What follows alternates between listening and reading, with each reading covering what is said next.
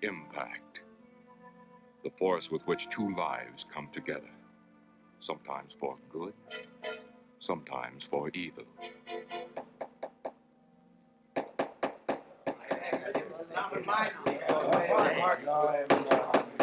I say, Williams, allow a line on there. I'm definitely against it. Williams seems to forget we have our stockholders to answer to. Phone Mrs. Williams, Della. Tell her to be ready in about an hour, and I'll pick her up. Yes, sir. You phone San Rafael and see if those papers are on the way over from the executive. Yes, well.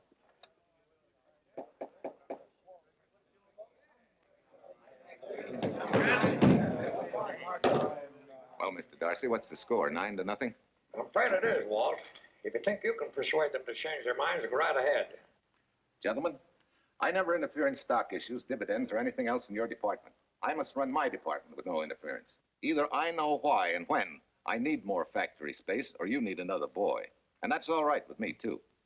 Because I can take these plants and pick my own spot in the motor production field. You won't have to worry so much about dividends. There won't be many. I'm sure none of us want to lose Walt. Or our dividends. Why do you say we take another vote? Now, all in favor of buying the 3 new factories signify by saying aye. Aye. Aye. Aye. Aye. Aye. And unanimous vote. Congratulations, Walt. Congratulate the board. They're the winners. Williams, if these factories are so valuable that other companies would jump at the chance to get them, how do you know that you can buy them at the price you quoted us? How do I know? I bought them this morning. Good morning. Della, I was asked to rush this up for Mr. Williams. Get my wife, Della? Your maid said she'd gone to the dentist. I gave her the message. Oh, fine. Oh, this just came. Thank you. What about those papers? They're here. Burke's checking them now. Good.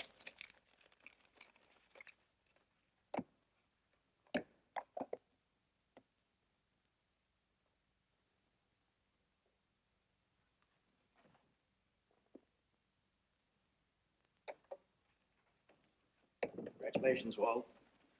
Take a look at Clause 4. Those provisions haven't been clarified yet. Oh, no?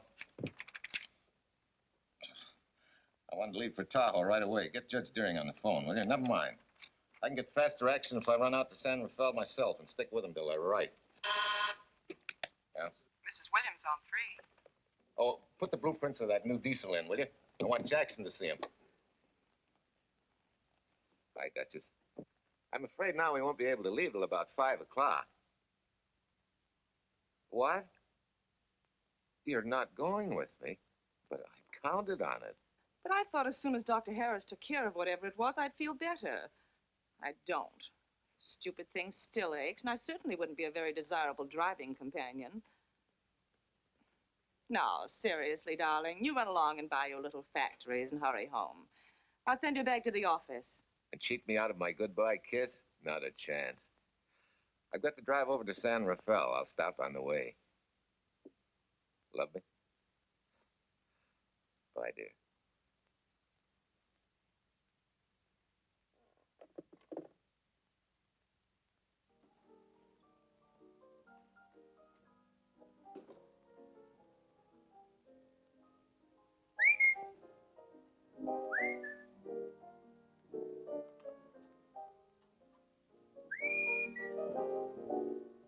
How do you expect me to whistle through a toothache?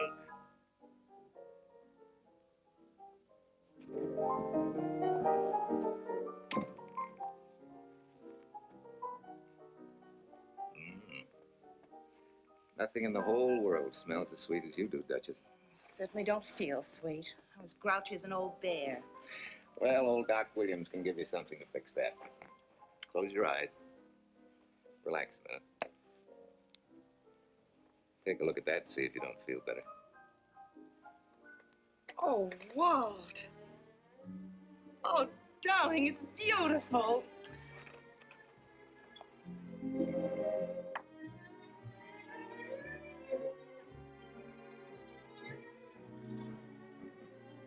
Not bad.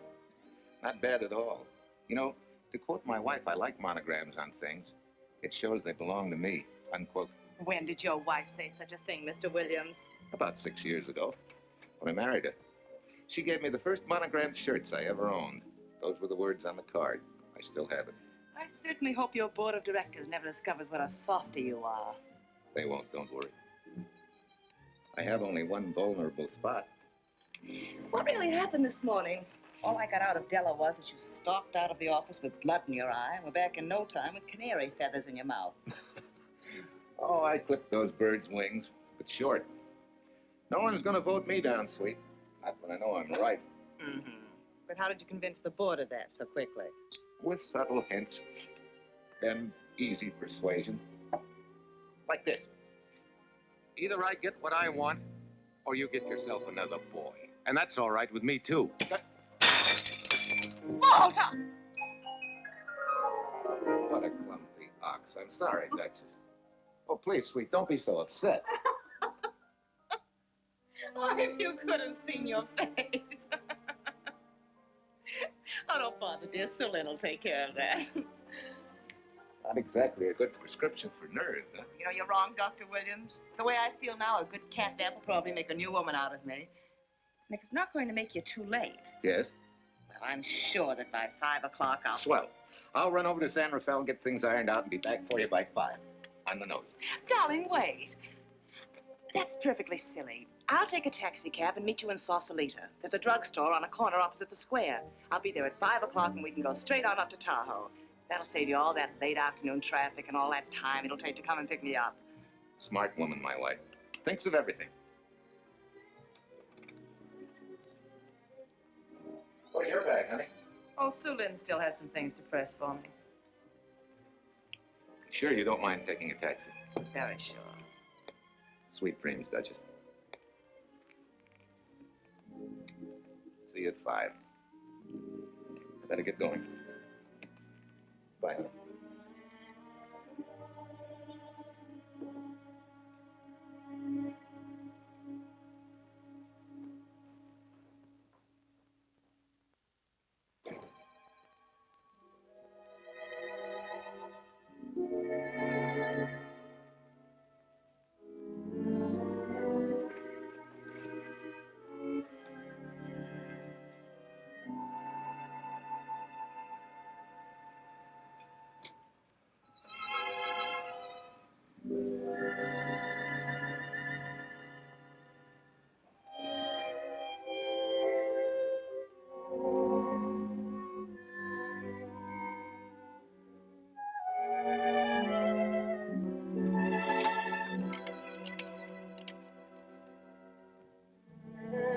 Long distance? I want Berkeley 79721. Hello. Ah. Hiya, beautiful. Yeah.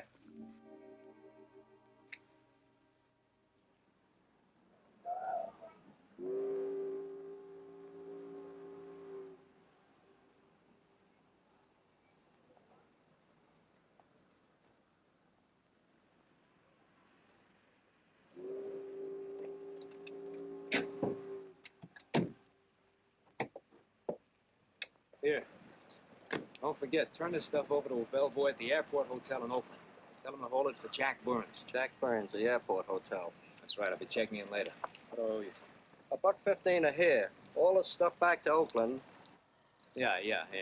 Buy yourself a new kit. Thanks.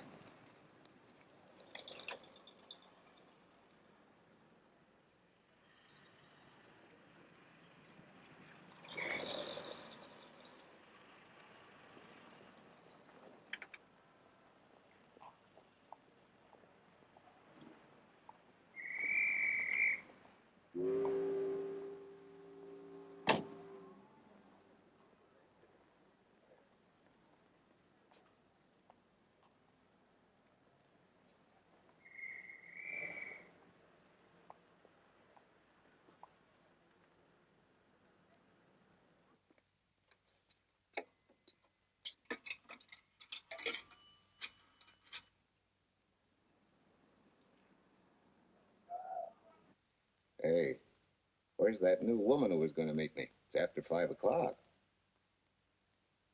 Oh.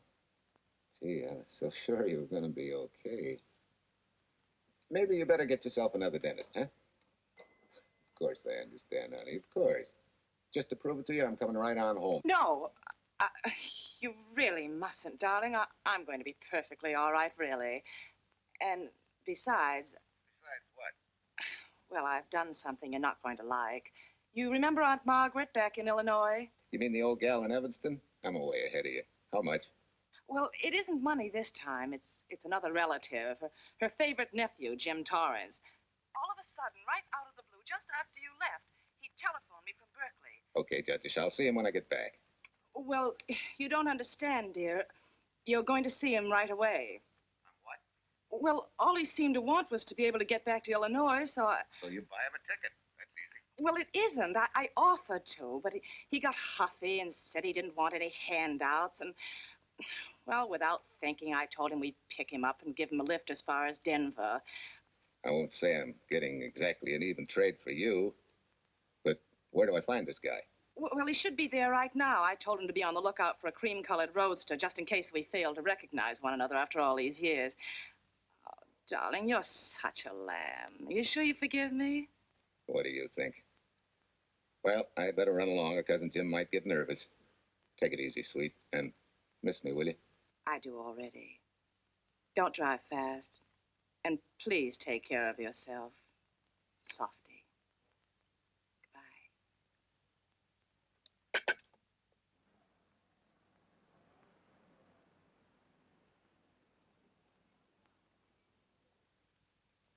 Hello, Della? Yeah, Mrs. Williams wasn't able to go with me. Now, while I'm gone, you see that she gets her roses every morning. That's right. But this time on all the cards, put love from Softy. Yeah, Softy.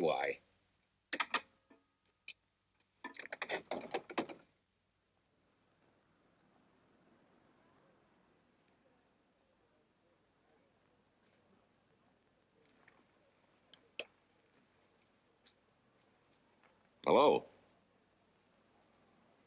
You must be Jim Torrance. Yeah, that's me. I'm Walt Williams. Hi, Jim. Hi. Where's Irene? Oh, she's a little under the weather at the last minute. Worse luck. Oh, that's too bad. I was hoping I'd see her. Yeah, I'm disappointed, too. Where's your luggage?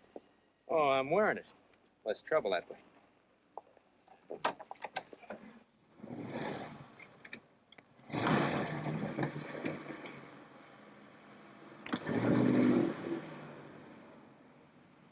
Irene tells me you're heading for Illinois. Yeah. Going been a little rough, huh? Haven't exactly been worried about my income tax. What's your line, Jim? Oh, guess I'm a better salesman than anything else. You know, I can give you a couple of letters when you get back to Chicago. It might help you. It's fine. Little in with a top brass never hurts. What outfit were you with? Patton's Third Army. How was it? Rough. Except for the time in Italy. I kind of liked it there. Patton's outfit never got to Italy. Of course. But most civilians never know or care, and I figured you didn't either. Well, I fooled you that time.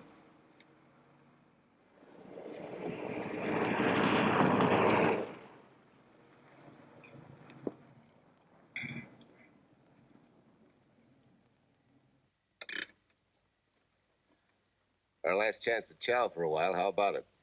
No thanks. I grabbed a hamburger while I was waiting for you. I can still taste the harness.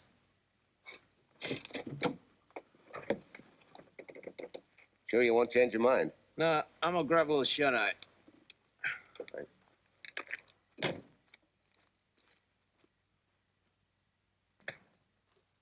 Chicken sandwich and a Coke. One chicken sandwich. Chicken sandwich coming up.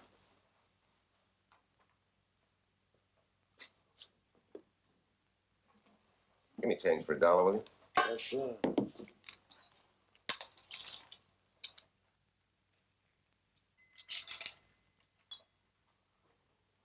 Thanks.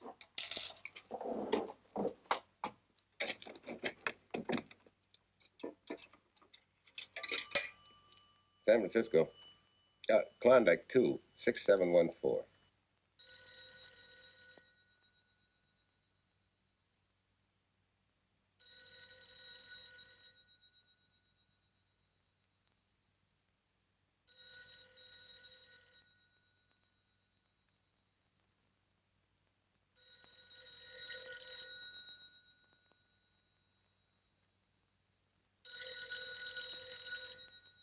Klondike 26714 does not answer. Oh. We'll try Sutter 1, 2599, please. Bayview Apartments. Oh, yes, Mr. Williams. No, your maid isn't there tonight, sir. Well, she said Mrs. Williams was taking something to make her sleep and wasn't to be disturbed. But perhaps... No, don't disturb her. Just leave a message that I won't forget about a certain problem. Mm-hmm. I think I have it, sir. You want her to forget all about a certain problem. Softy, is that S-O-F-T-Y, sir? Softy is going to take care of it thoroughly. Is that all? Yes, that's all. She'll understand. Be sure she gets it the first thing in the morning. Right.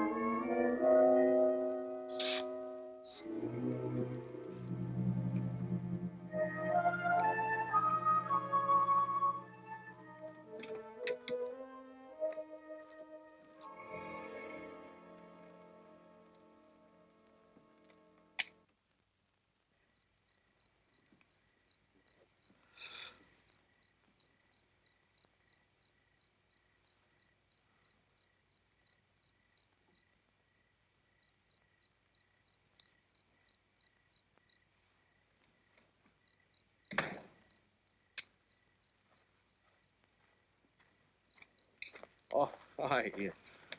It's been so long since I've been behind the wheel of anything but a Caterpillar or a Jeep, I had to find out what a real buggy feels like. Why don't you drive for a while? Oh, swell. Nothing would suit me better.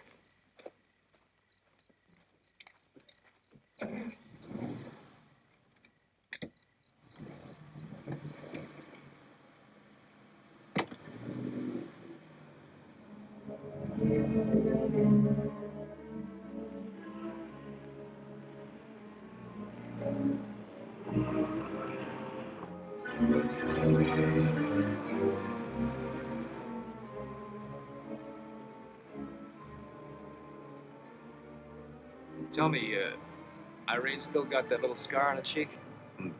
That one she got from the fall? Yeah. You can hardly see it now, though. How'd you know about that? She just got it last summer. Thought you said you hadn't seen her for years. Oh, from Aunt Margaret, of course. How else? She always sends me the news in the letters.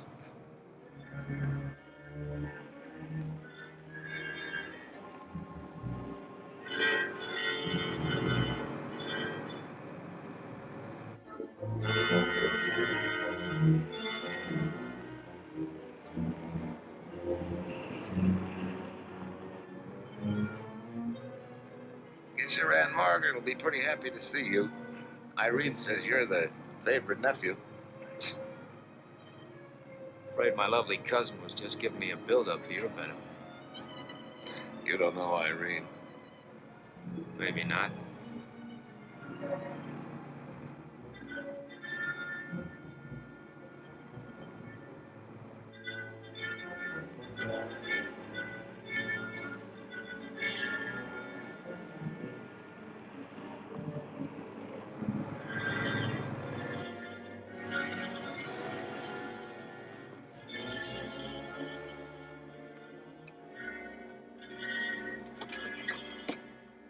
What's the matter? I think we got a flat.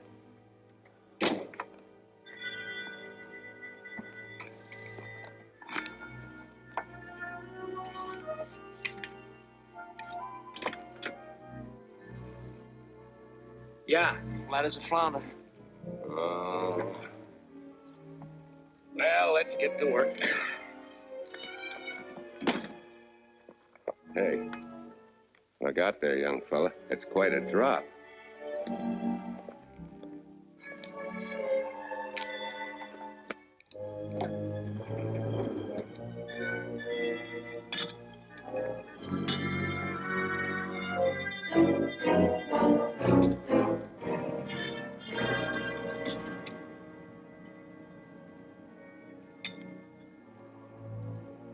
You got a flashlight? I think I have. Get the jack. I'll take a look.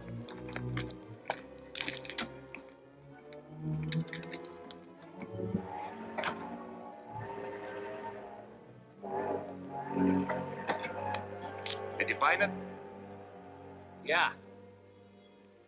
Yeah, it won't be long now.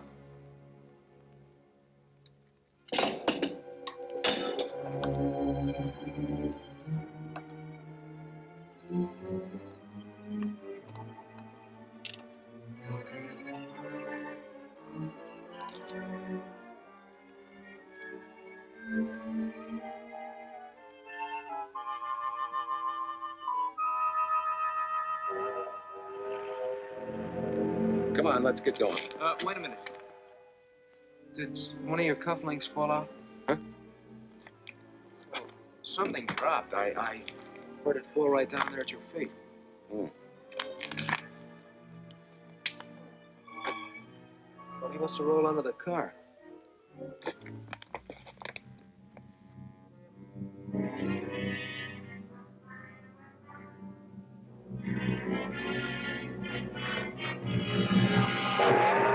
Irene and me, sucker.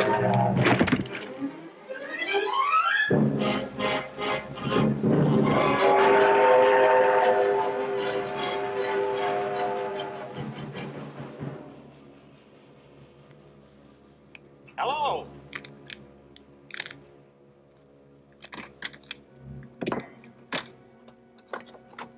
Need a hand? No. I'm all set now. Okay. Good night.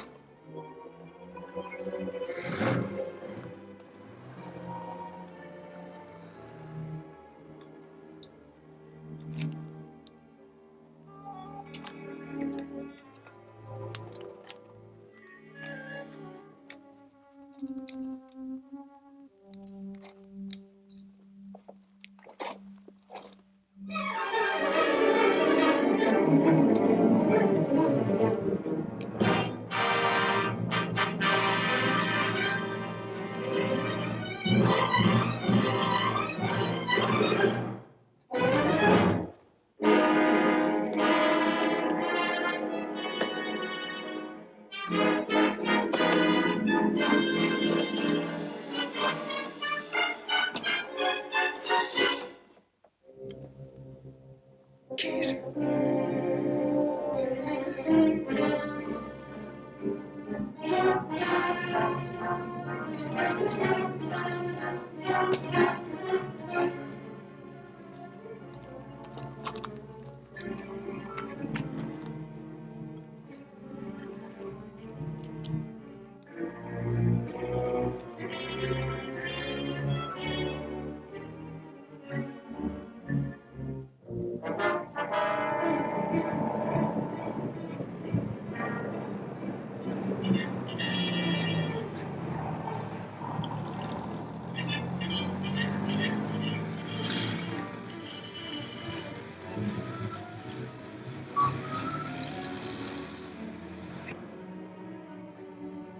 Need any help, Bob?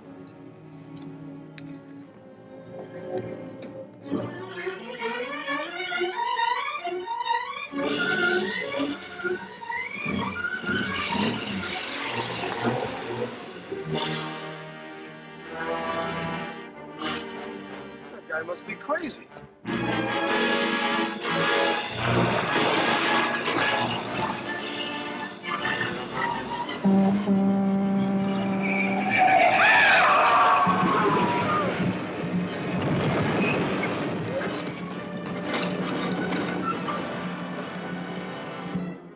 Now,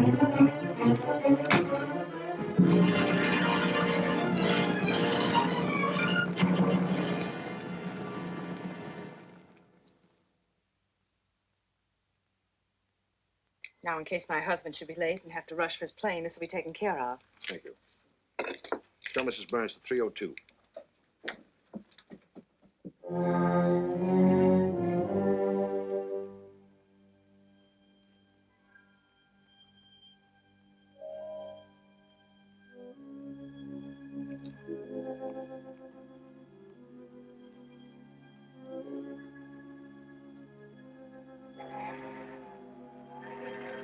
Irene and me, sucker.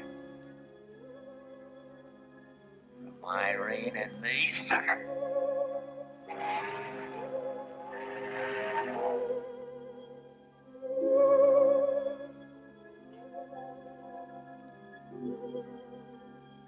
Take care of yourself.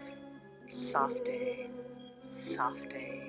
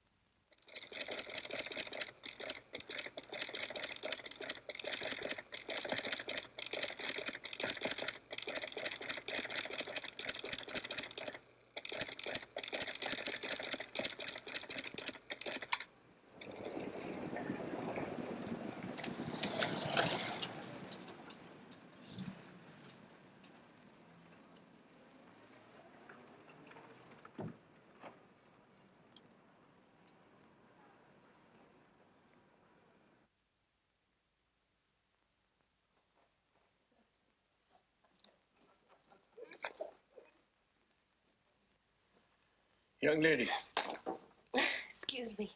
I want to see Mrs. Walter Williams. I'm sorry, sir, but she left orders not to be disturbed. I'm sorry, too. Lieutenant Quincy of the police department.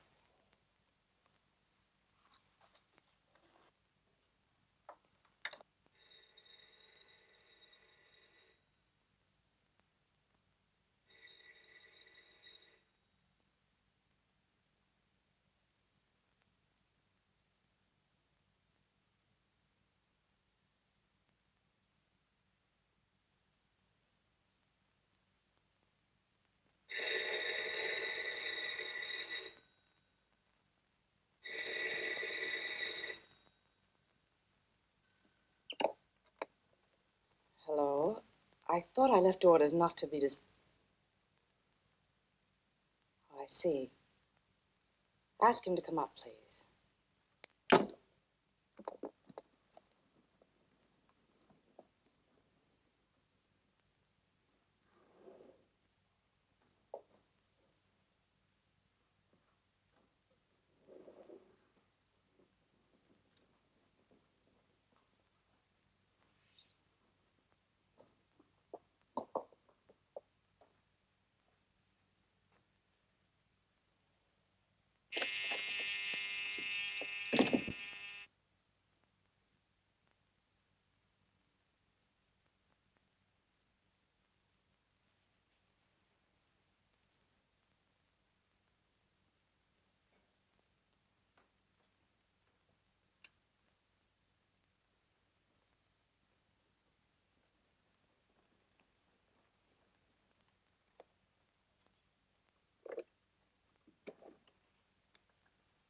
Yes?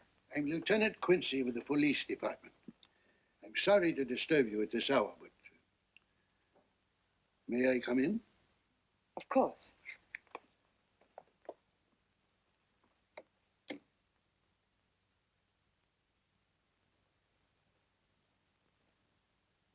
Well, Lieutenant? Did your husband go on a motor trip late this afternoon? Why, yes, he went to Denver on business. Why? Was he driving a Packard roadster? Yes. Is anything wrong? I'm afraid there is. Won't you sit down? Has something happened to my husband? Yes, Mrs. Williams. He's dead, isn't he? Yes. Oh, Walt, I knew something like this would happen. I begged him time and again not to pick up hitchhikers. But it wasn't a hitchhiker, Mrs. Williams. It was just an accident. He ran into a truck, a gasoline truck. You mean there was fire? He must have been driving pretty fast. I don't think he felt anything after the crash.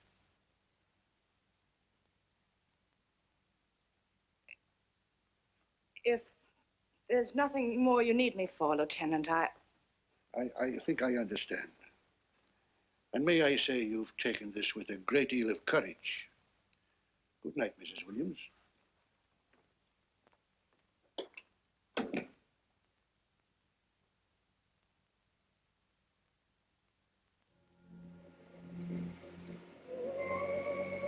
Take care of yourself. Softly. From Irene and me. Softly.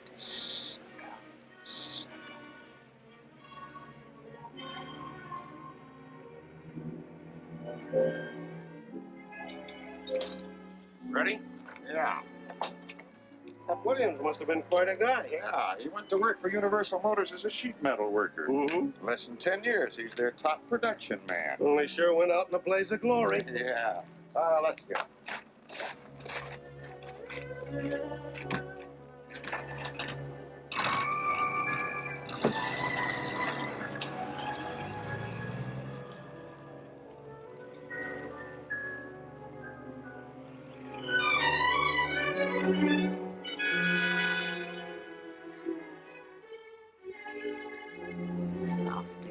From Irene and me. Sucker. Sucker. Sucker.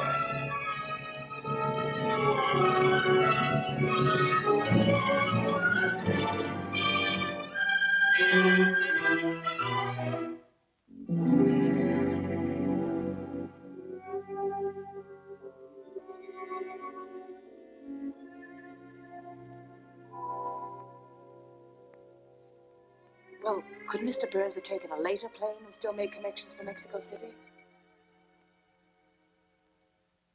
I see.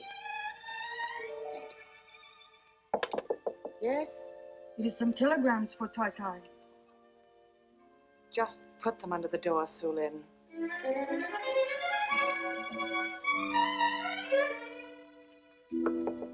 Please, Tai Tai, a policeman Quincy most anxious to see you. Ask him to wait, Sulin.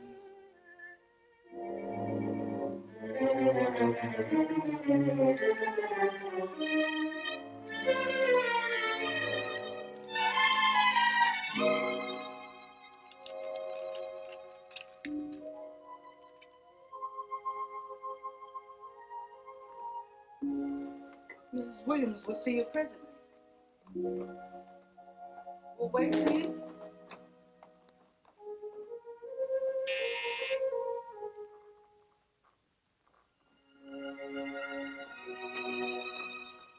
Flowers for Mrs. Walter Williams.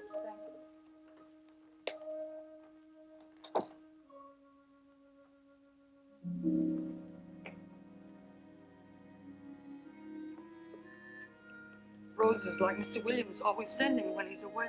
You seem to have been very fond of Mr. Williams. Sulin is honored to have served him 5 years, and he... I'm sorry to keep you waiting, Lieutenant. I wouldn't be disturbing you again if it wasn't necessary. And I would be keeping you but a moment. You're being very considerate. Won't you sit down?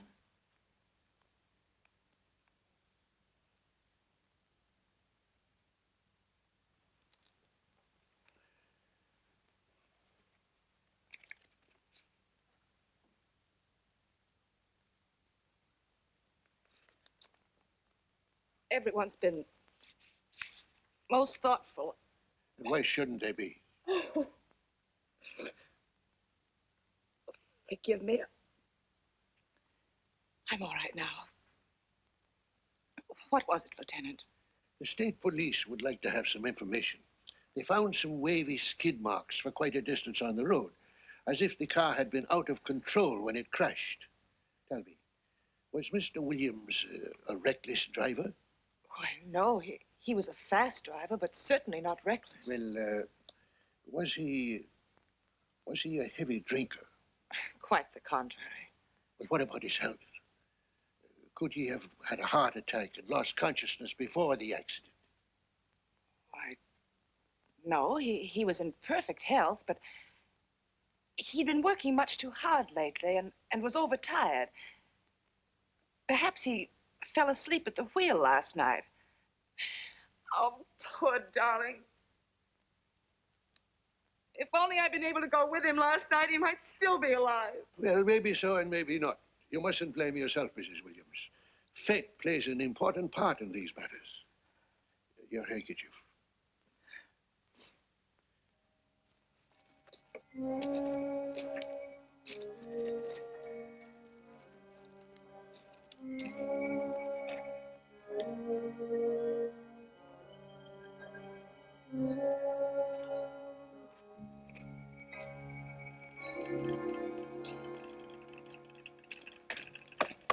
When's the next train to San Francisco? 10 a.m. tomorrow. You sure there isn't one sooner? No, I'm sorry.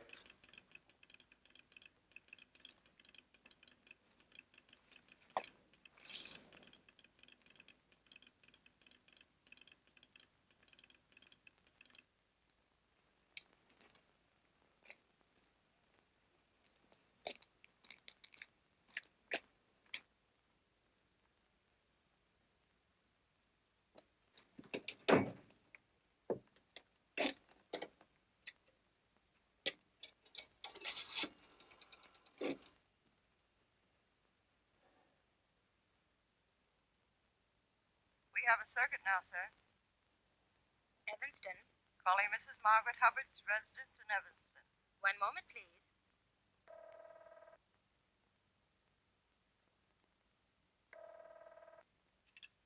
Hello? Mrs. Margaret Hubbard? Yes? Who's this? Long distance. I have a call from Mr. James Torrance. Who? Mr. James Torrance. He's her nephew, Jim Torrance. The call is for your nephew, Jim Torrance. I haven't any nephew, and I don't know any Jim Torrance. Sir, Mrs. Hubbard says she doesn't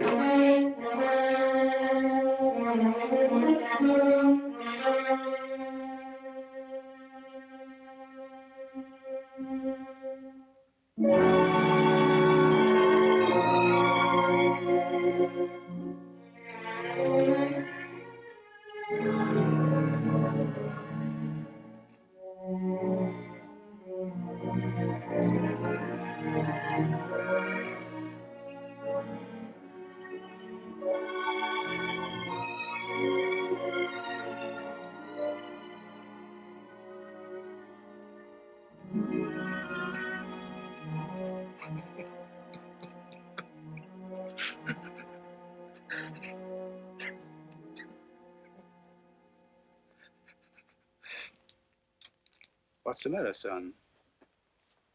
Looks like you need a doctor. Doctor? I can't leave the station, but old Doc Bender's just across the road there. Doctor?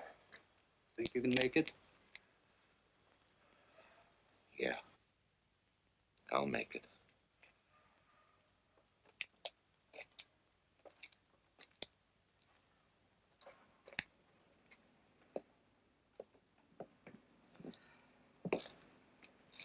Now take it easy, man. There's some concussion there. You've got to watch your step for a while.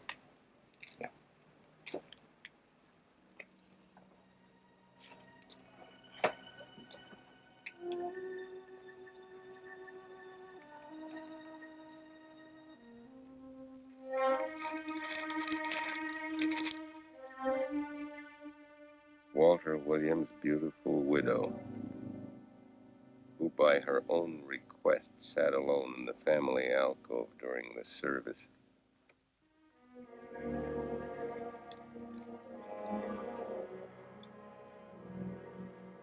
Smart. Someone might have caught her licking her chops.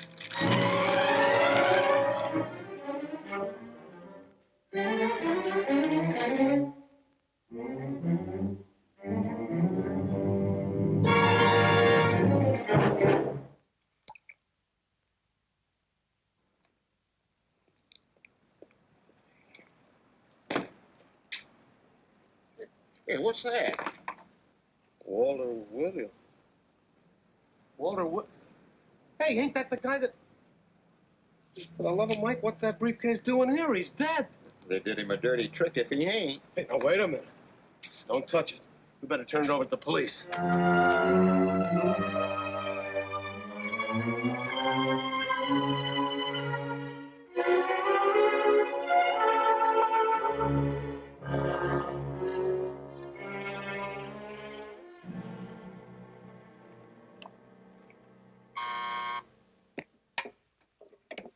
Homicide, Captain Callahan.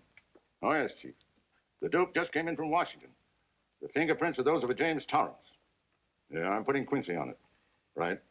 This sort of opens up a new can of peas on the Williams accident. There's the FBI reporting the guy. Playing with the lady's affection seems to come natural with him. All you got to do, Quincy, is find him. Yes, that's all I got to do. Last known whereabouts of Jim Torrance was in a moving van somewhere between Sacramento and Points East. Hey, wait a minute. Last known address, care of his sister, Mrs. Joseph Rossetti. Irving Apartments, Berkeley. Well, what are you waiting for, Quincy? Let's go. Did Torrance leave any forwarding address? No, he said he was going to send it to me. Sorry to trouble you. Oh, Lieutenant, if you should happen to hear from him, will you let me know? There's an unpaid telephone bill and a bundle of laundry. Laundry. Let's have a look.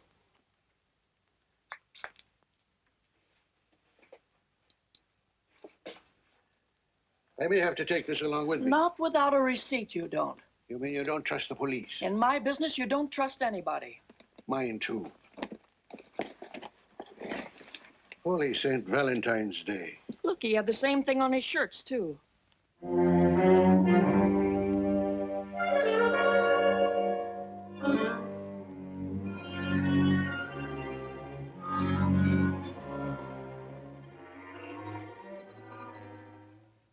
Well, romance in your late tenant's life. Did you ever see the lady? You know, I never did. But I always knew when she'd been here, the wonderful perfume. I lay you 10 to 1 she's a rich widow. Could be. Wait, I'll get you his telephone bill. Pretty fancy stuff for a hitchhiker. Yeah, but he's a pretty fancy hitchhiker. According to the shirt maker, a certain lady in the town had these made special. And they're just like her husband's, only his initials were WW. Sort of smells, don't it, Cal? Now take a look at this little item. It was also found in the laundry. I for Irene and W for, well, it could be for Williams, too, couldn't it? Yeah. Homicide, Callahan speaking. Hello? Oh, hello, Fitz. Hello. What news? Oh? Any luck? Both days, huh? Swell. Have it typed up and sign it. This report of Fritz will be a nice little topper for this pile. His checkup shows calls from Torrance's phone to Williams's private number, and a flock of them going the other way, including one on the 7th and several on the 8th. The 8th, in case you've forgotten, is the date of Walt Williams' accidental death. Well, that ought to be enough to get an indictment out of the grand jury. Go pick her up. I'd like to play a long shot first. It might give us 2 for 1. Well, take 'em one at a time. A bird in the hand is not going to lead us to its mate. I'd like to give the lady a little more rope. Well, Thanks. I thought you'd agree.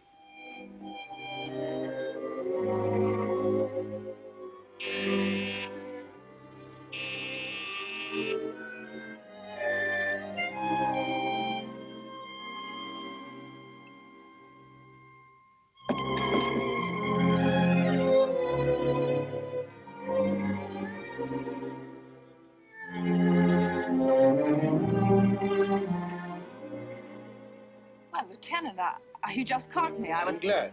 I have some rather startling news I thought you should know before it hits the headlines. Come in.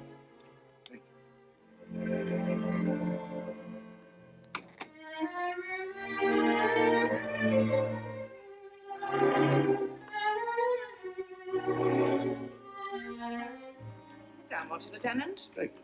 I'm very anxious to hear about this news. It seems that your first hunch, remember, that a hitchhiker was responsible for your husband's death? Well, Mrs. Williams, you may have been right. I don't understand. Your husband's briefcase turned up in Kansas City yesterday in a moving van that had stopped at the scene of the accident that night. Apparently, the murderer made his getaway in it.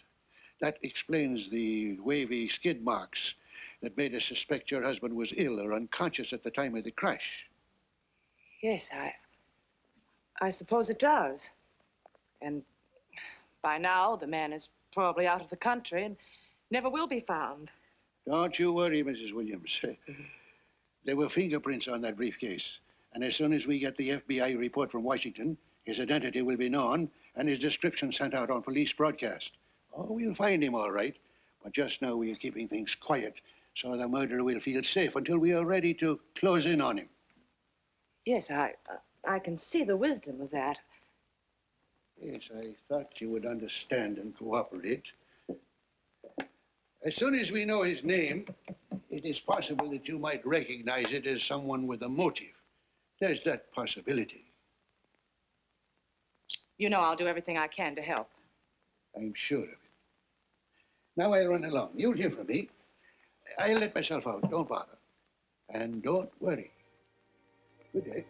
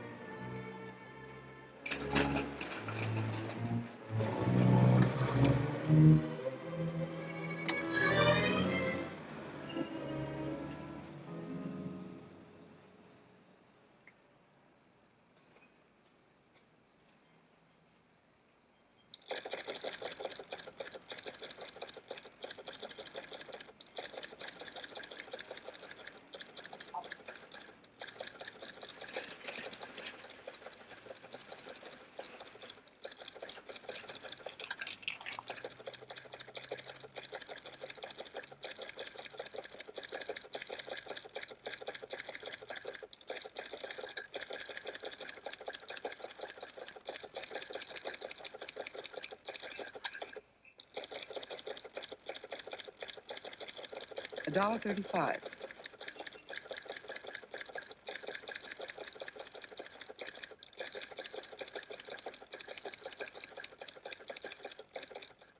See, everything after the letter J in the first name has been obliterated by heavy writing over it. The only impress letters legible are those between words or before them, like RNS at the end of this name here, and the Hotel Santa here before the word Evanston. Well, Tom, don't you think it's about time you retired?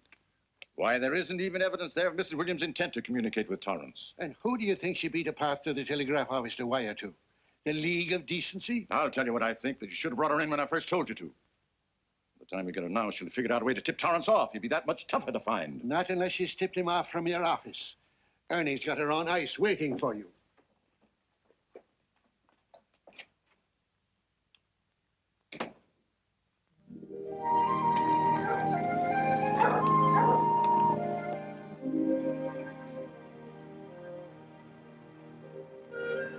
Pretty good, huh? Fastest growing little town in Idaho.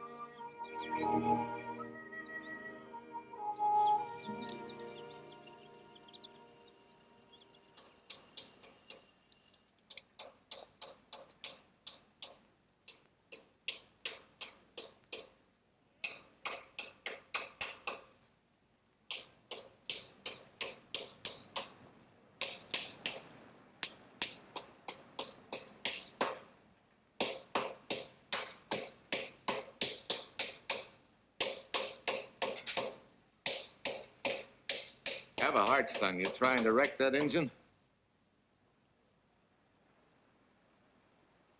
Oh. Sure. It's a hobby of mine. The way you're going at it, you can't miss.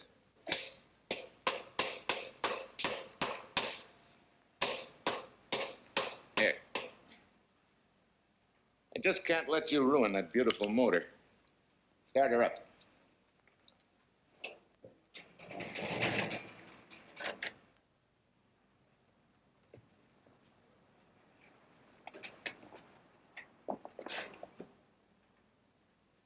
Okay, start her up.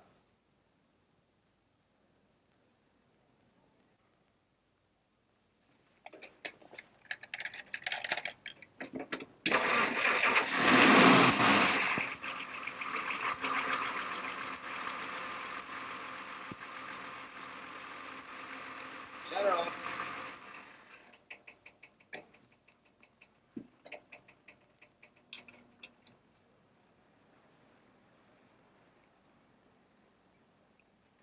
You're certainly not a mechanic by trade. Hands like that. Maybe it's a hobby of mine.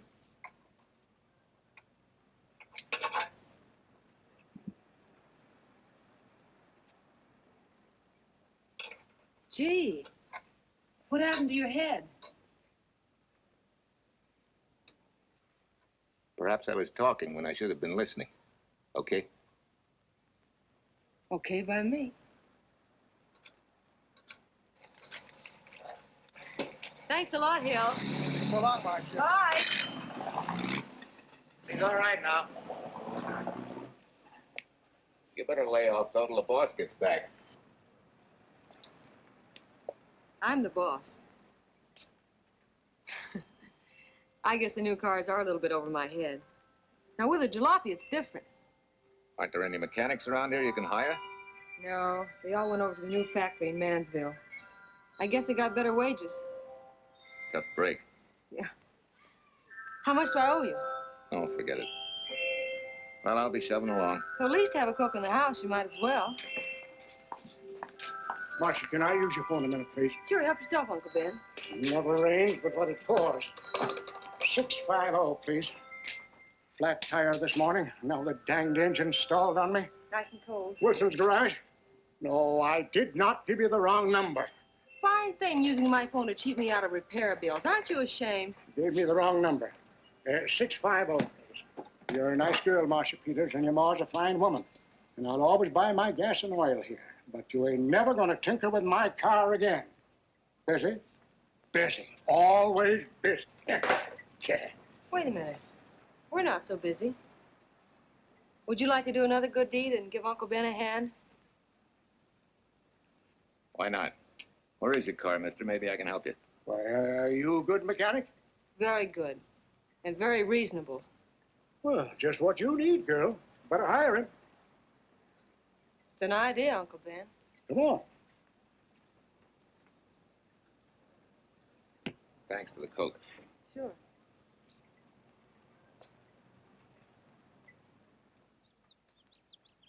Well, I got Uncle Ben fixed up all right. Nothing but a sticky carburetor valve. Bye. I hope he paid you. What for? It only took a minute. You're certainly not money conscious, stranger. There. This is no kind of work for a girl. Well, somebody has to do it if I want to stay in business. And I want to.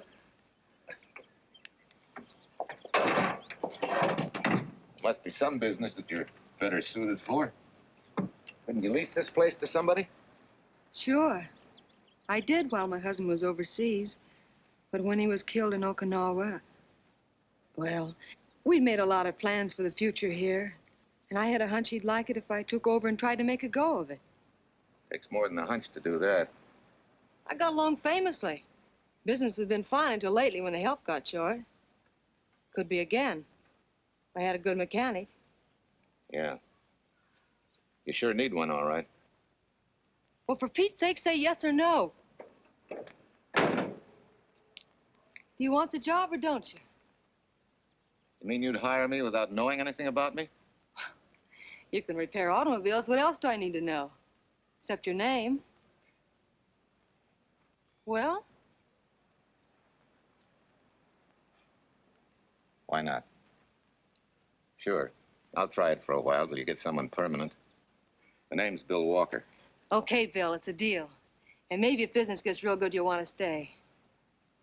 Oh, don't count on it. Where does this go, on the rack? Yeah.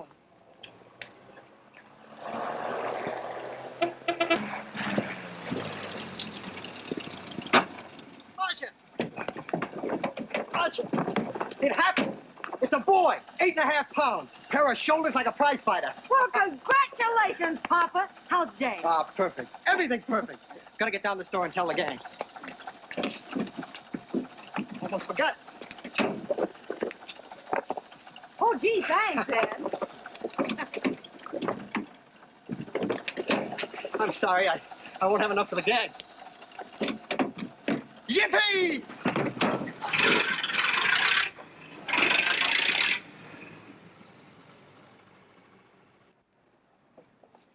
Maybe you can use this token from the slightly delirious new father. Thanks. Say, we haven't settled the matter of wages yet. Maybe I can't pay your regular salary. Suppose we leave that open till you find out how much I'm worth to the business. Doesn't seem to be any business right now. Might be a good time for me to get rid of this beard and find a place to board. We live right next door. I'll go ask Mom. She'll know of a place. Sort of a peaceful house. I noticed it this morning. Oh, gosh, I forgot. She's down helping Mrs. Wellesley with her canning. Mom finds homes for everything from stray cats. To stray mechanics. Well, you're not a stray anymore. I'll go phone. Pearl? 674, please. Hello, Miss Wessler. May I speak to Mother? Hi, Mom. I've got some good news for you. I hired a man for the station. Yeah. No. Nobody we know. He's from out of town. Needs to place a board. You got a good one up your sleeve? Okay. Says she has to meet you first to come home for supper. Huh? And you like apple or cherry pie? Cherry. Cherry it is, Mom. See you later. Now I gotta get rid of this. Hey, where's the nearest barber shop? The one and only, just up 2 blocks. Tell Judd you're working for me. When you get back, we'll close up and go home. Thanks.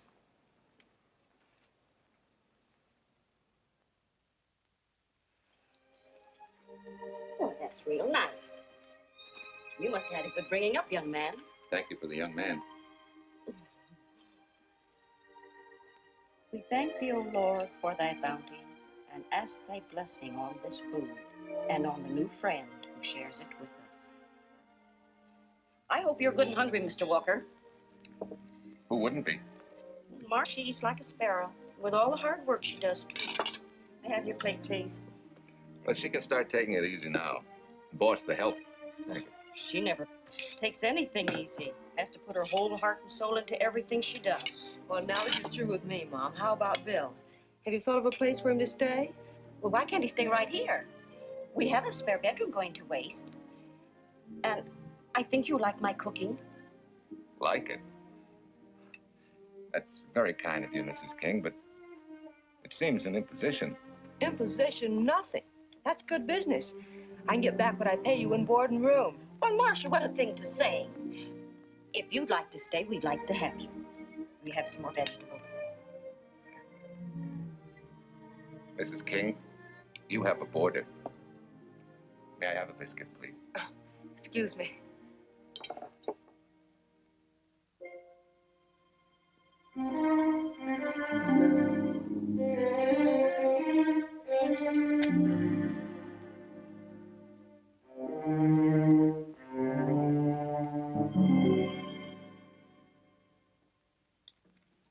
Okay, Mitchell.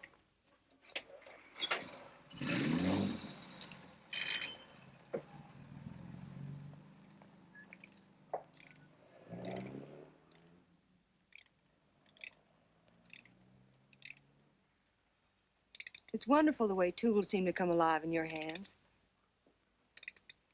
You seem to sort of come alive, too. As though you got real pleasure out of working with them. I do. When you're doing a job with them, you can't think of anything else.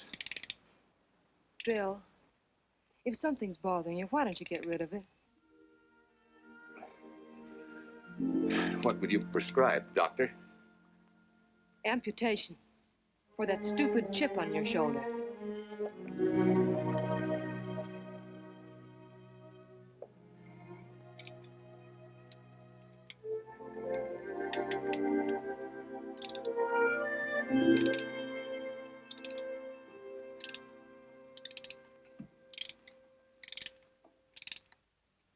What you need is a ring job.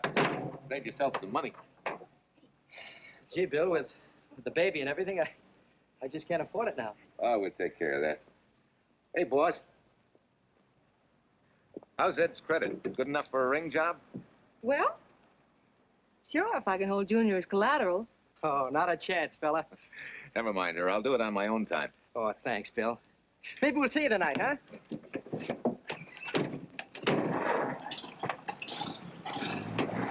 Some shoulders, huh? Yeah. Some father, huh? Bye, Marcia. Bye, Marcia. Bye. Nice kids. Say, was Ed clowning about their being hard up? No. Things have been pretty tough for him ever since he got out of the service. Fix a car for him, Bill, and only charge him for the labor, okay? Then he gets it for free. I'd already figured on knocking that off. Say, we could make it an anniversary present. Anniversary of what? Junior's arrival, and mine, 3 months ago today. Time certainly flies. That was a lucky day when you came to MP service. Your work's been bringing in a lot of business. Glad of that. Hated to have fallen down on Mom and you. Say, look, boss, why don't we three celebrate tonight and go to the movies? Ed said he and Jane were going. Well, that lets Mom out. She'll be babysitting. I'd love to go, Bill. I haven't been in ages. Here's your opportunity. Go to work.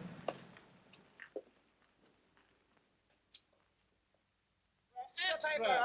Irene Williams, held for murder! Read all Extra! Irene... This is Sheila Graham with the latest news of the shocking Williams murder case. While beautiful Irene Williams is held for trial, charged with conspiring to kill her late husband, the police are searching for James Torrance, believed to be the lover of Mrs. Williams and her partner in the horrible murder of Walter Williams.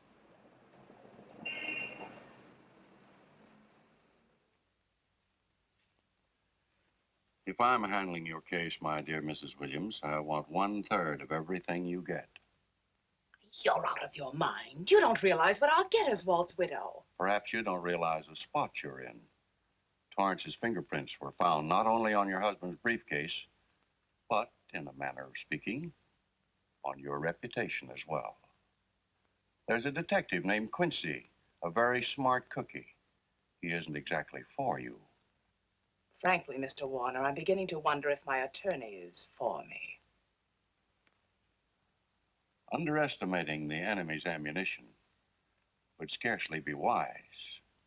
Now, if we can get to trial before Torrance is found, they'll never get a conviction. But... But what? If he shows up, we may have to fry him. Oh, no. Let's not cross that bridge until we have to. But if it comes to a choice, we're not going to burn, are we?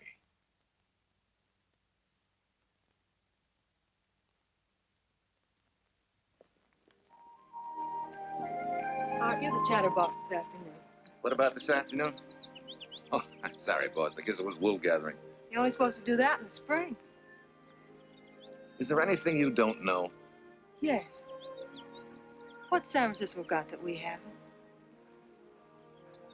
Better newspapers, for one thing. Anyway, California's supposed to be the land of opportunity. I thought that by now you liked it here. I do. Very much. It's a good town. Nice people. Swell boss. Thanks. We like you, too. No fooling, Bill. You'd be surprised how many people ask questions about you. What kind of questions? Oh, where you came from, do you have any family, and do you like it here, and are you going to stay? Al Knox asked me at the movie last night if you wanted to join the volunteer fire department. Just interested, friendly things. I suppose it is natural for people to wonder about a stranger who moves into their community, like I did. You know, I've been thinking, maybe it wasn't such a good idea, you and I going to the movies last night. It's all right being seen in the station and here with Mom, but... You get used to that in a town this size. They're always trying to marry people off. You just ignore it, and after a while they forget about it. I'll go get cleaned up for supper.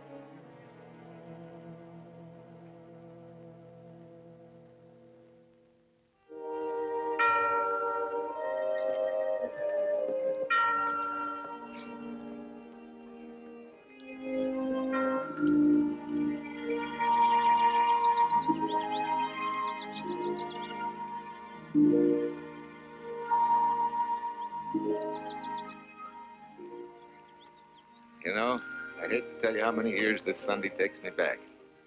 Did you always fall asleep during the sermon? I wasn't asleep, Mrs. Peters. I merely closed my eyes to concentrate. Oh, so that's what you call it. I had to nudge you to stop you from nodding. Quiet. You're disturbing my reminiscent mood. Even smells the same. Could be the same bees buzzing in the same clover. As they say, you can take the boy out of the country, but... A rolling stone gathers no moss. It has to stop rolling sometime, doesn't it, Bill? Sometime, maybe. We grow a very becoming shade of moss here in Larkspur. Don't you think? You grow a lot of nice things here. Anyone in particular? You'll have to skip the answer to that one. Someone tore it out of the book. You're married, aren't you, Bill? That's right. You must have loved her very much to have been hurt so deeply. To be so afraid of someone, even yourself. Maybe it's better that way. Then no one gets hurt. Bitterness and hatred hurt everyone. Can't you see, Bill? They're like a wall that shuts out all the sunshine from a garden and lets everything wither. Make room in your heart for something else, can't you? I guess this is my day for sermons. Sorry. As Mom would say, you never get rich minding the other fellow's business. Hey, that's a flyer. I'll be seeing you.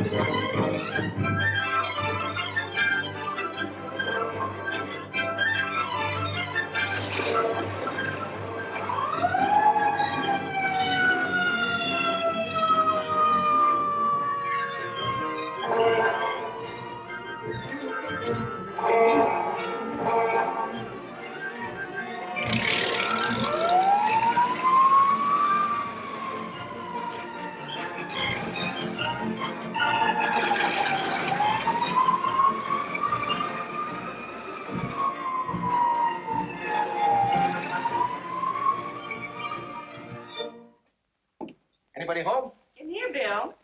Mrs. Wesley sent a couple of jars of peaches. Said you helped her can them. Oh, thank you. When I delivered the doc's car, he insisted that I have a bite with him. Where's the boy? Took a book back to the library for me. Oh. What a day. Hey, what's the idea? Are you darning my socks? Well, I thought a drawer full of holy ones isn't doing you much good. I found it when I put fresh papers in your bureau yesterday. You have a heap of things that need mending, haven't you, son? Does Marcia know? Do you think I'd tell her? This is your problem, Bill. Because I found out about it doesn't give me the right to tell anyone else, not even Marcia. When you trust folks, you trust them. And you give them a chance to work out things the way that seems right to them. How can one little woman be so big? Don't forget, it's a lot easier to be tolerant and understanding at 50 than it is at 25. Yeah, Mom. I'm going next door for a while. Grandma Thompson's ill.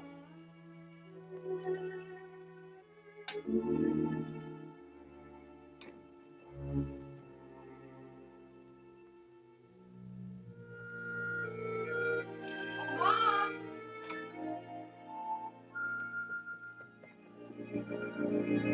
Bill, are you home? Bill, are you in there? Yeah.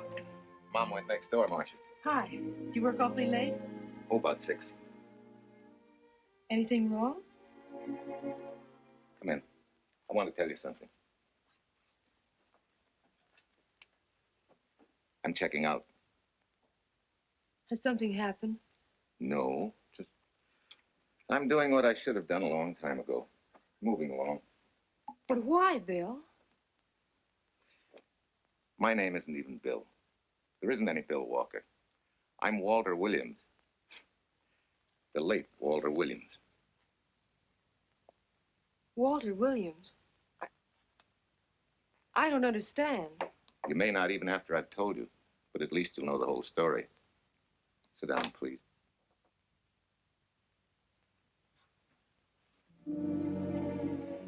Finally, Larkspur. And you. From there on, you know. I'm glad you're going back to make things right. Going back? Wild horses couldn't drag me back. What are you going to do about your wife? Nothing. You're going to let her go to trial for murder? Oh, no, Bill. Why not? She tried to kill me, she and her cousin. But they didn't. Who says they didn't? Let them try and prove it. No matter what your wife did, she can't be tried for something that didn't happen. Oh, Bill, can't you see? You bet I can see. She deserves everything she's getting. Sorry part of it is they'll never convict her. No, Bill. The sorry part is you're not big enough to take a hard jolt to your pride and to your ego. Sure, it hurts to be tricked and cheated by someone you loved and believed in. But that doesn't give you the right to take justice into your own hands, to trample on the hearts of others and walk out on life. A barren, frustrated boyhood. A marriage to a woman who accepted my love, yet despised me so thoroughly she resorted to murder. I'll never think of our moments together without nausea. I feel stripped bare, degraded. Because you've closed your mind and heart to everything else. Even me.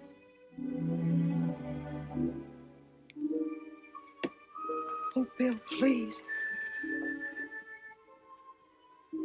Don't destroy the one chance we have for happiness. We haven't got a chance. Doing the right thing never works out. I know.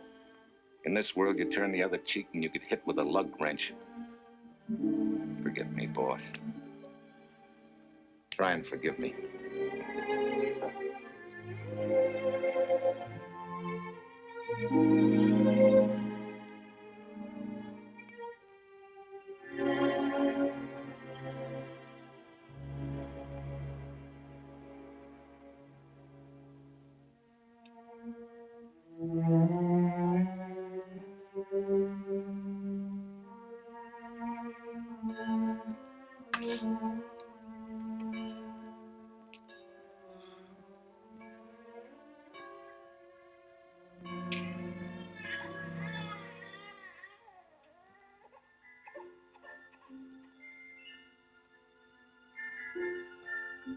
It's a boy. Pair of shoulders like a prize fighter. You know, I hate to tell you how many years this Sunday takes me back. You have a heap of things that need mending, haven't you, son?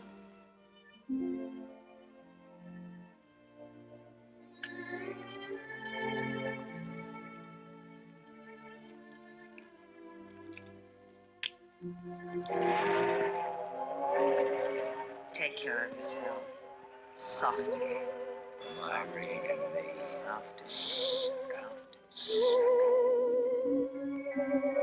You're not big enough to take a hard jolt to your pride and to your ego. Sure, it hurts to be tricked and cheated by someone you loved and believed in. But that doesn't give you the right to take justice into your own hands. Trample on the hearts of others and walk out on life. Oh, Bill, please, don't destroy the one chance we have for happiness.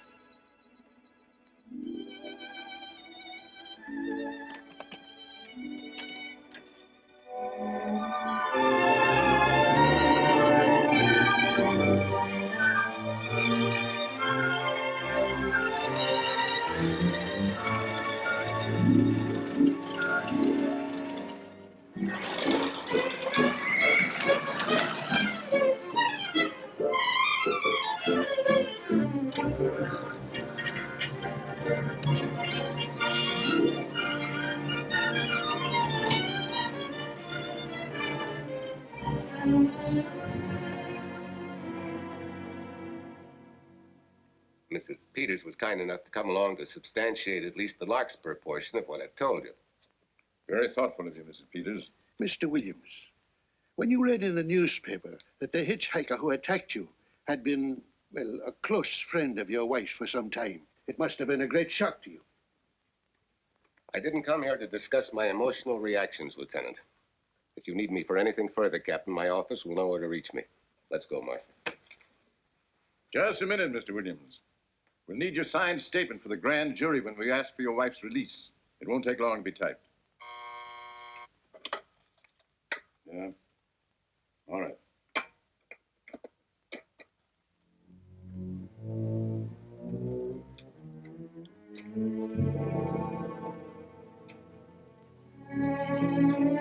Come in.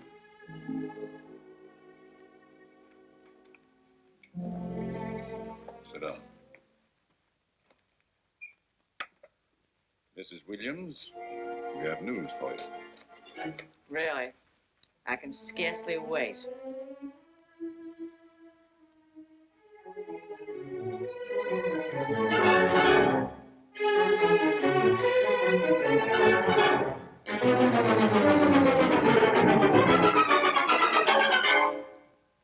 It seems it was Torrance who was in the car when it crashed.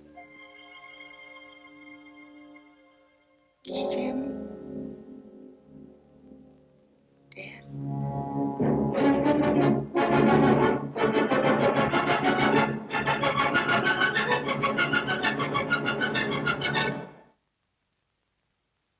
You did it.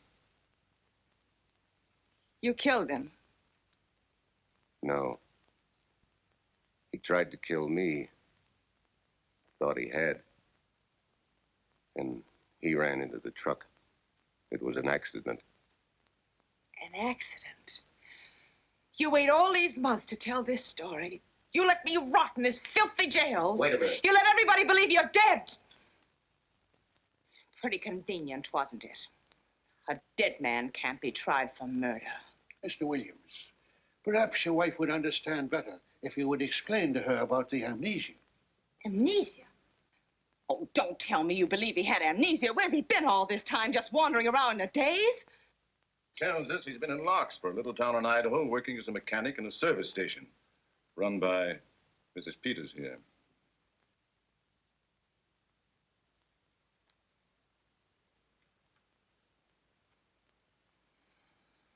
I understand perfectly. Now that my chance for happiness is dead, I suppose you'll demand the divorce I begged you to give me so that I could marry Jim. That's fantastic. Yes, isn't it? After you telling us that the man you picked up was a perfect stranger. Well, that's not true. The time and place for meeting Jim had all been arranged. I must advise you, there's a law that a wife can't testify against her husband. There's a law against murder, too, but that didn't stop him, and nothing's going to stop me until I'm through. It's all right with me, Captain. Go on. Talk your head off.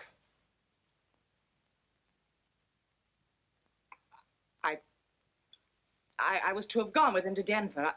He insisted on it, although I was quite ill. Several hours before we were to leave, he came home. There was a violent scene. He threatened to kill me unless I agreed to give up Jim. And I wish he had. This is incredible. Not one word that she has said is true. Then you have nothing to worry about. Mrs. Williams, was there a witness to the threats you mentioned? No. Unless the maid overheard. She was in the apartment. In fact, she picked up the pieces of the vase that he threw at me. Where's she now? I don't know. She left me suddenly after all this began. Please, could the questions wait? I feel rather ill. Will you have Mrs. Williams ready for the grand jury at 10 o'clock tomorrow morning? That's all.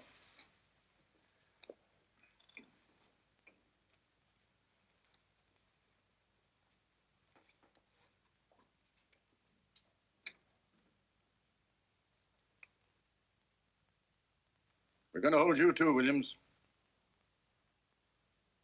On what charge? Suspicion of murder.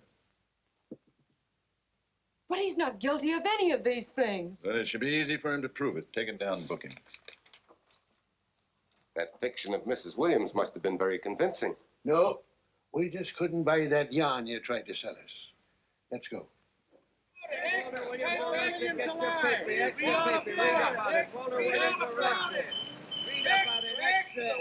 What's three? Wife, free, and murder charge. Extra, get your paper. Walter Williams charged with murdering wife's mother. Extra, get your paper. Irene Williams goes free.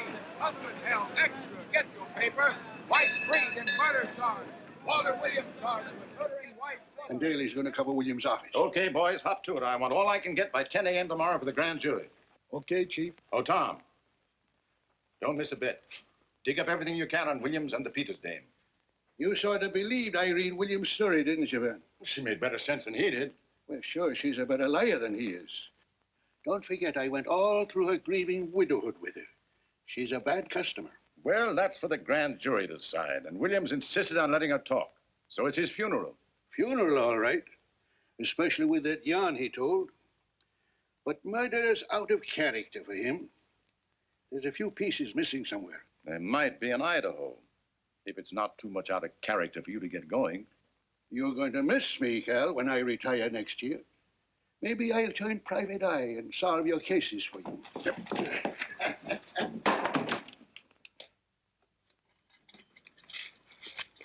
Hi, Williams. Mr. Williams? Thanks. Got a deal from the bottom here, don't you? Sorry, Williams. Okay, Williams.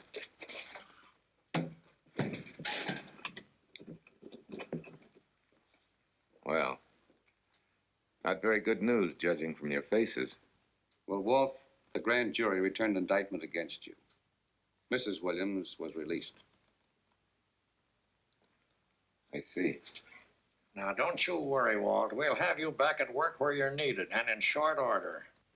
Come on, Eldridge. There's a visitor waiting far more attractive than we old fogies.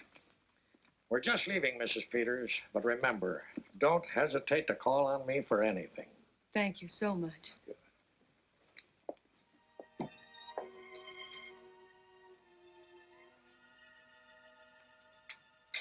Hi, boss. Bill, what have I done to you?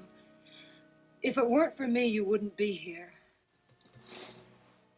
If it weren't for you, I wouldn't be. I came back here because I wanted to believe in the things you do. I still do, no matter what happens. Will you do something for me?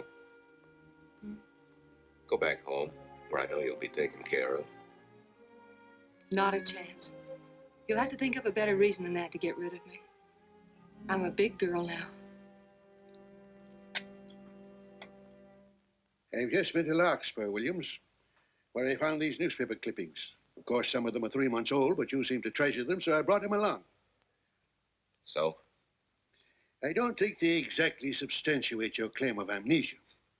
As if you were interested in substantiating any claim of mine. Now, let's get one thing straight. Most people, when they get in a jam, think the police are only interested in the prosecution. Our job is to get the facts, the truth. And the truth never hurt anyone but the fellow that lied. Unless he was a beautiful woman. Oh, quit kidding yourself, Williams. You made the boner. I had no more to do with Torrance's death than you did. And out of the whole population of Northern California, you just happened to pick up a hitchhiker who happened to be your wife's boyfriend. Ah, have a heart, Williams. I suppose you'll tell the truth when you take the stand, but you better have some mighty conclusive proof if you expect the jury to believe it. Wait, Lieutenant. Bill, we all know you're not guilty, but we're going to need help to prove it and need it badly. Lieutenant Quincy can't take sides, but if we're right, he has to be on ours. And I have a hunch he wants to be.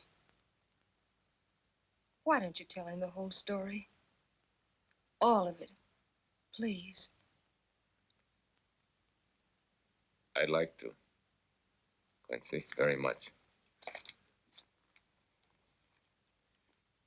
Guess I should have told the whole truth in the first place. But I wanted to clean this mess up with as little scandal as possible.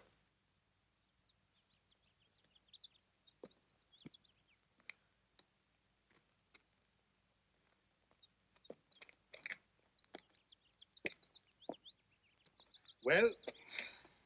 No sign of the lug wrench or anything. My dear Mrs. Peters, will you please stop trying to be a detective?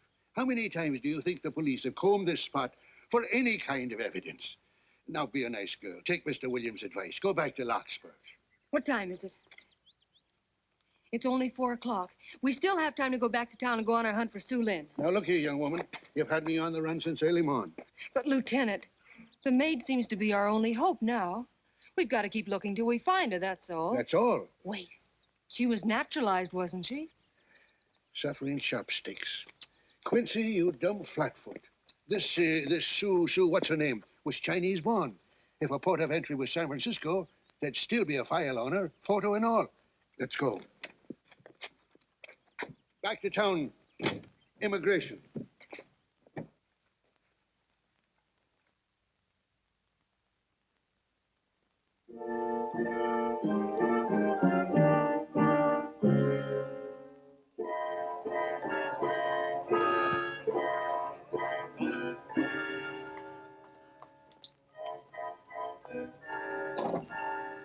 The council has given us the right lead.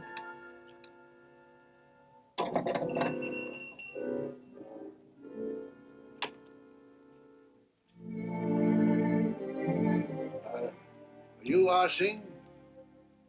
Understand? You savvy English? Also French, Italian, and Hebrew. May one ask what is desired? We're looking for Su Ling Chung. A Chinese consul said you were her uncle and might tell us what she is. This daughter of my brother, has she offended the honorable police? Oh, no. They just wanted to ask her some questions about Mr. Williams, the man she used to work for. Ah Sing's heart is heavy that he cannot lead you to her. But things that are not known cannot be told. Well, if you hear anything of her, report it to headquarters.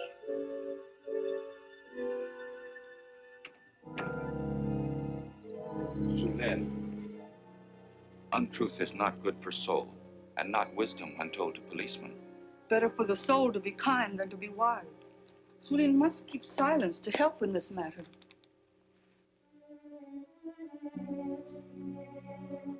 You know, you're quite a gal. In case I haven't told you lately. You're just too easily pleased, that's all. There must be a way out. Why can't we find it? Oh, buck up, boys. Tomorrow's another day. Yesterday you go to trial. Bill, I'm afraid. And the state intends to prove, beyond any reasonable doubt, that the defendant, Walter Williams, did, with malice aforethought, kill the deceased James Torrance, whom he knew to be his wife's lover.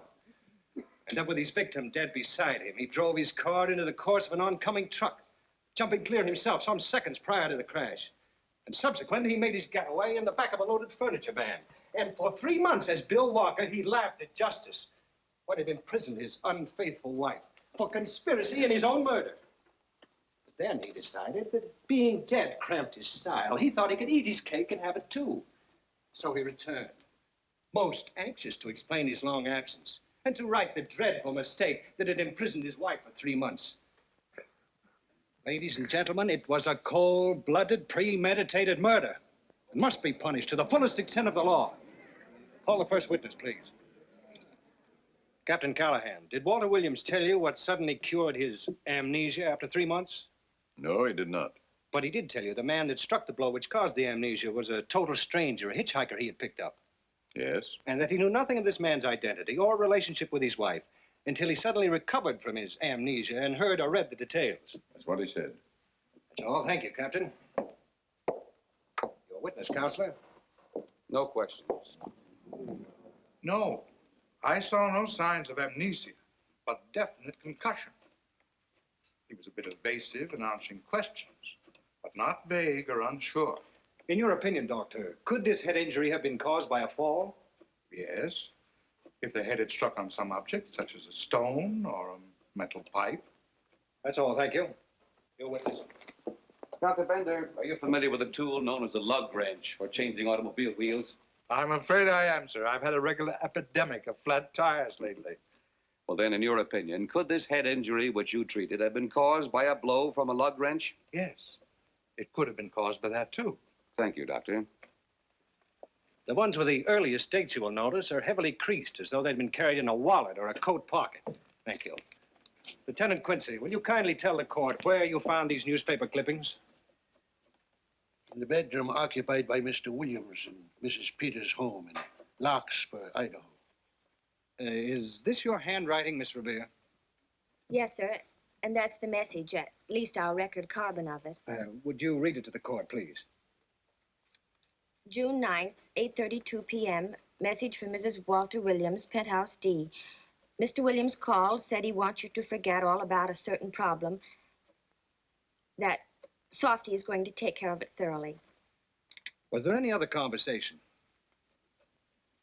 Well, I just asked if that was all, and he said, yes, she'll understand, and sort of laughed as if it were a joke and hung up. Some joke killing the wife's boyfriend. That is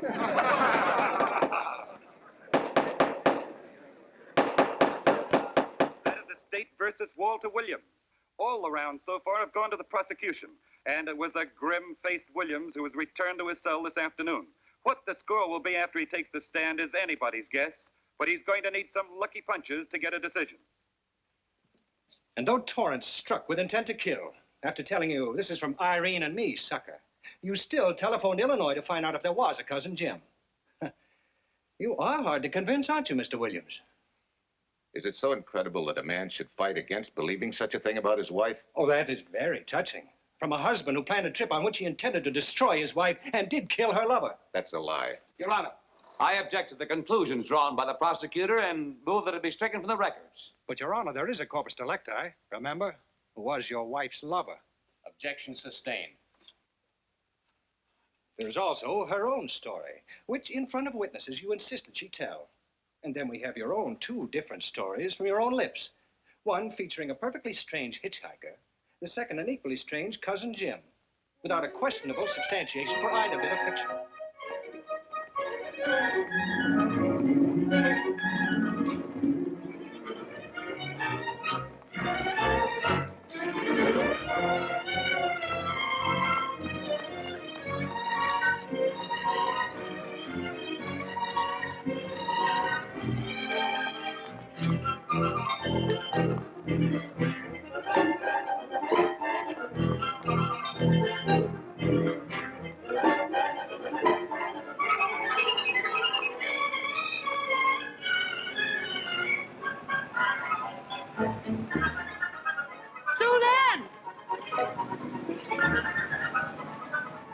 Follow that yellow cab.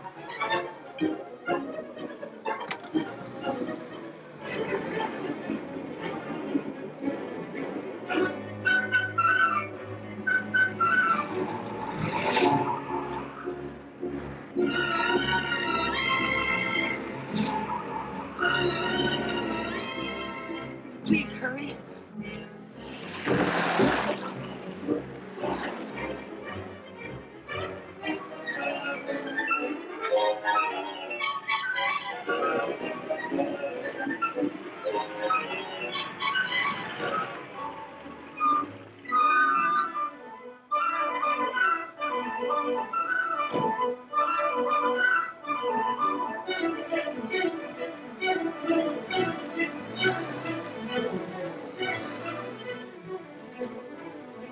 Wait for me.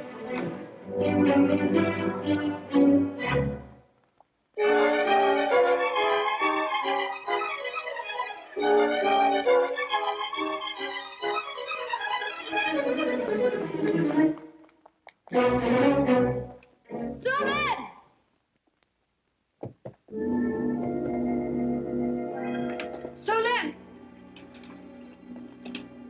Oh, say, you remember me, don't you? I was here with Lieutenant Quincy from the police department.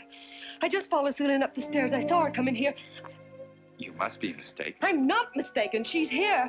I must see her. Ah, Sing, don't you understand? It's to save a man from prison, even from death. I will send her to you.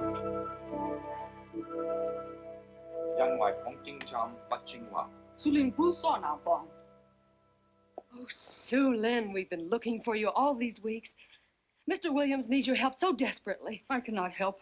You must forget that you found Sulin. Forget it? But you're his only witness. You're the only one that can help. Not as a witness. Only with silence can I repay his great kindness to me and my family in China. Why? For I heard other things.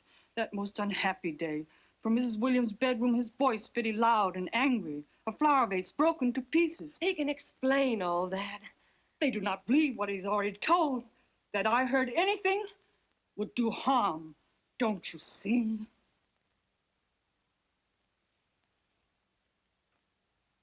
Yes. Much sorrow comes from women who know not honor and truth. And Mrs. Williams, she's not true, even to that Torrance man. What made you say that? That night when he was killed, her sickness was but wall of falsehood, behind which she could go secretly to a meeting place. You mean she went out that night? Sulin, are you sure? Yes, because next morning in her bedroom, I found street shoes that had been worn. Her coat on the closet floor, with the sleeves turned inside out, as though removed hurriedly. And in one pocket, a door key to some hotel. Sue Lynn, that's it. Proof that she and Torrance had planned to meet that night after he killed Mr. Williams. What hotel was it? I don't remember. The key. What did you do with it? Returned to coat pocket. Come on. We'll get to Lieutenant Quincy. He'll know what to do. And pray, Sue Lynn, every step of the way.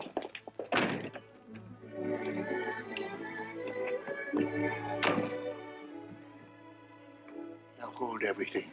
Even if this long shot don't work out, we'll just keep on pitching.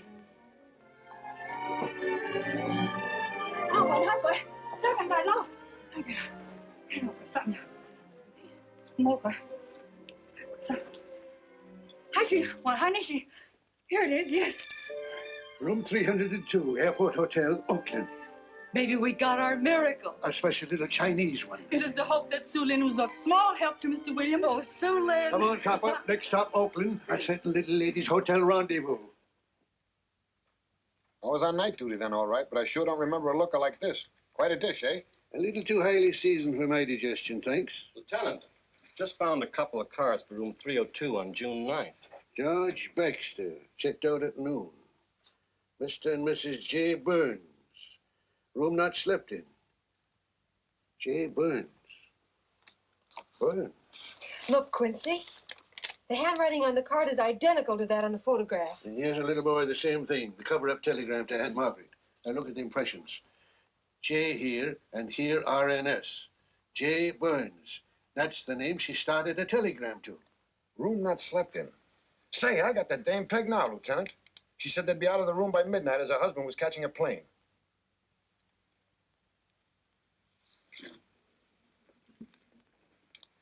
Well, Quincy. Reservation for Sam Andrews. Yes, sir. This ties it all up, doesn't it? Yeah, like a greased pig. What do you mean? We've got the evidence now, the proof. Of what? Sue Lynn's theory that Irene was playing the field? This evidence only proves that she came here to keep a date with a man named Burns. We can't even prove that he didn't keep the date. But you know he didn't. There wasn't any Burns. It was only a name that she and Torrance used. Fine. If you can prove that, Williams will be free. But none of this will prove it. Sorry, copper, but we are just up another blind alley. Willie? Yes, sir. There's a couple of sample cases from Mr. Sam Andrews. Came up from the station this morning. Take one to Parlor B right away. Sure thing, sir.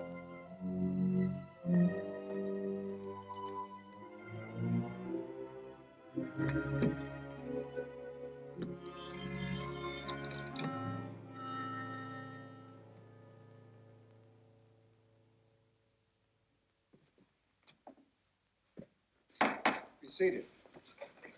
Case of the state versus Walter Williams. Proceed, Mr. Aldrich. Your Honor, we will call Mrs. Irene Williams.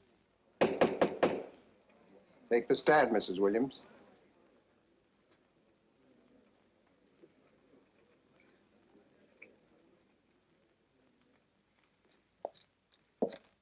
Raise your right hand. You solemnly swear that the testimony you're about to give in this cause to be the truth, the whole truth, and nothing but the truth, so help you God? I do. Hey, what cooks? The defense calling her? Mr. Eldridge, what's the purpose in calling this witness? Merely for purpose of identifying handwriting. Now, Mrs. Williams, this photograph of you. Was stolen from my apartment. So, according to the inscription, to Walt, my adoring and adored husband, Irene, this belongs to Mr. Williams. This is your handwriting, isn't it? Of course. I'm touched that he should have wanted it so badly. And this telegram, addressed to Mrs. Margaret Hubbard. Is that also your handwriting? It is.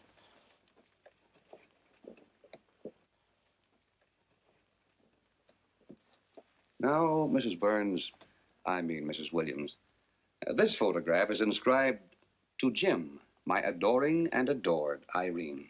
Did you write this too? I see no point in all this. Merely answer counsel's questions. Did you write it? I did. And these letters addressed to Mr. James Torrance, did you write them? Yes.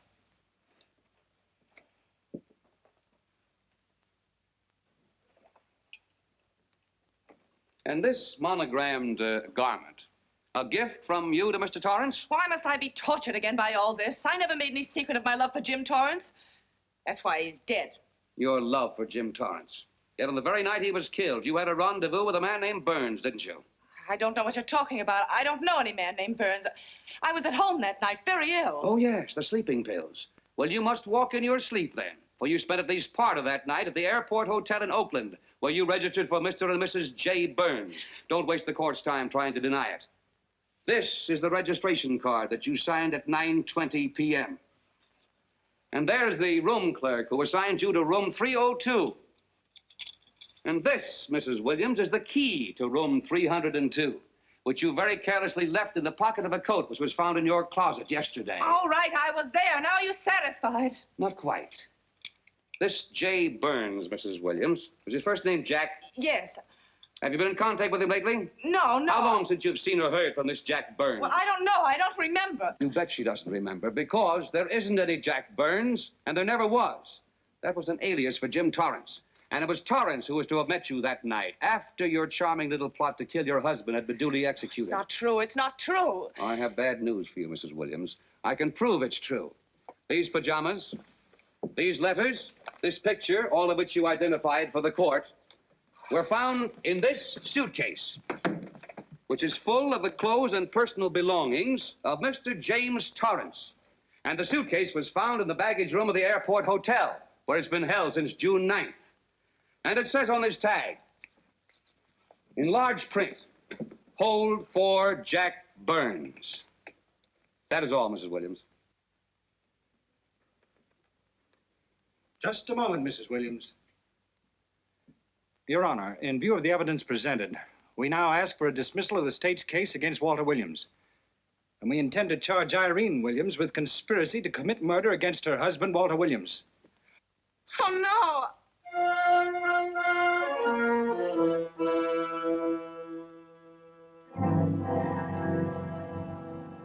The case against Walter Williams dismissed. Court adjourned until 2 o'clock. Well, that's that, Walt. Congratulations, Mr. Williams. I haven't the words for it, Quincy, but we could never have made it without you. Ah, sure you could. You know, son, right always wins if you give it a little push, especially when you get a copper like this one to do the pushing. Well, I'll be seeing you. You know, it'll seem kind of strange being able to eat and sleep without someone getting in your hair all the time. Oh, fine, Walt. We're looking forward to having your hand on the wheel again. The Denver plants are waiting for you to open them. You think you can make it in the morning? How about it, Counselor? You bet you can. Oh, good. Well, I'll be running along. Well, you think you like Denver? It's okay by me, boss. Yes, impact. The force with which two lives can come together. Sometimes for evil, sometimes for good.